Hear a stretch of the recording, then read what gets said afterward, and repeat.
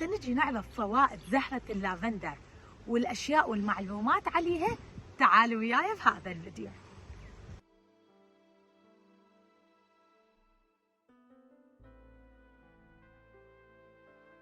من أكثر أنواع الزهور المقربة إلى قلبي هو زهرة اللافندر.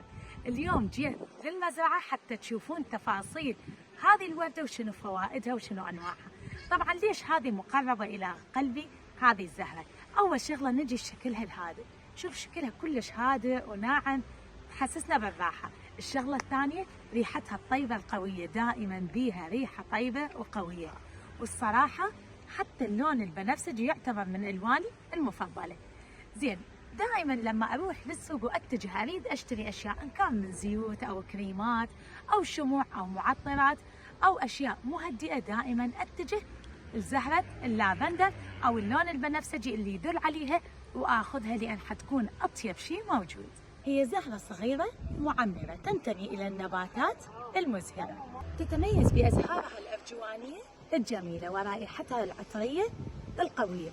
وكذلك تعيش زهرة اللافندر لمدة 10 أعوام إذا تم الاهتمام بها، وتعتبر مساعد لتقليل التوتر والنوم بشكل أفضل. فوائد عديدة لللافندر، منها تقليل قشرة الرأس، علاج حب الشباب، محارب قوي لمرض السرطان، محارب قوي للالتهابات، يساعد على التئام الجروح، وكذلك تلافي تجاعيد البشرة، ويساعد على تقليل الإمساك والقولون العصبي، ويساعد على النوم بشكل أهدى، وكذلك يساعد على علاج الأكزيما وجفاف الجلد والصدفية.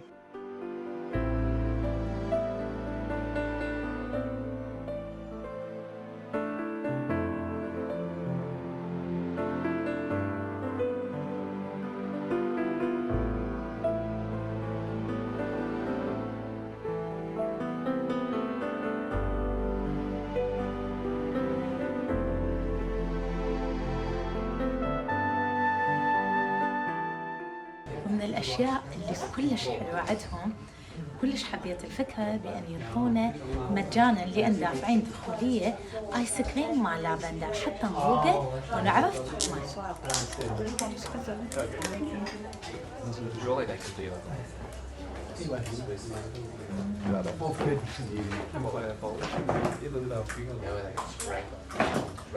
جميل، طعم أول مرة والله أذوقه بالآيس كريم، رهيب، طعم غريب كلش كلش طيب.